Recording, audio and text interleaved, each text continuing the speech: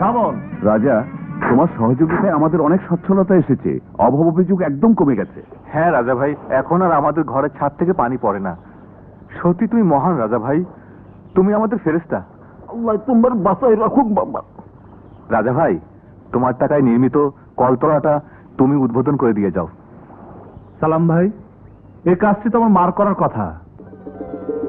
তোমরা কেউ মাকে কথা জানোনি? হ্যাঁ,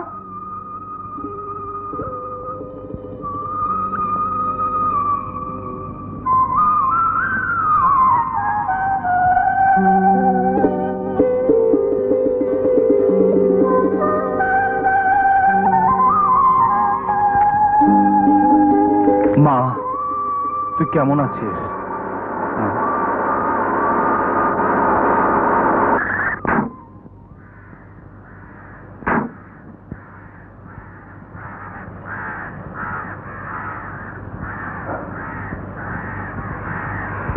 তোমার নাম রাজা?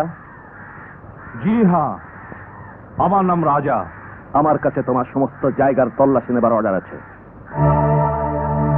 সরে দাও। 1 মিনিট, আগে কাগজ দেখাও।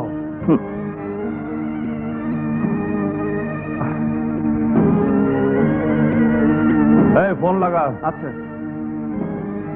দেখুন তো কাগজটা ঠিক আছে কিনা। হঠাৎ এই জায়গায় তল্লাশি নেবার কারণ? আমাদের কাছে ইনফরমেশন আছে এই বস্তি তুমি তোমার স্বর্ণ পাচারের কাজে ব্যবহার করো। কি আবতল বলছেন? রাজা ভাই, কাগজ তো ঠিকই আছে। যদি কোনো স্বর্ণ পাওয়া না যায়, তবুও তুমি আমাকে আমার দায়িত্ব পালনে বাধা দিতে পারবে না।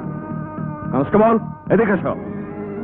রাজা, আজ তোর কারণে পুলিশ আমার দরজায় এসে দাঁড়িয়েছে। এক অপরাধীর মা হওয়ার এটি আমার শাস্তি। বড় ভাই ফোন। হ্যালো। হ্যাঁ বলো। বড় ভাই, আপনার এক ইন্সপেক্টর মিছি মিছি আমাকে হয়রানি করছে। তাই নাকি?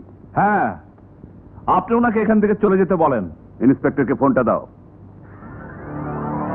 কথা বলো। হ্যালো, ইন্সপেক্টর ইমরান বলছি। ইন্সপেক্টর ইমরান, তুমি ওখান থেকে চলে এসো। আমার কাছে বস্তির সমস্ত জায়গার তল্লাশির কাগজ আছে। আমি যা বলছি তাই শোনো। This is my order. Okay sir. Mister রাজা, তুমি আজ তোমার বড় বড় বন্ধুদের সাহায্য নিয়ে সবার সামনে আমাকে অপমান করলে, কিন্তু মনে রেখো এই পোশাককে ছোট হতে আমি দেব না।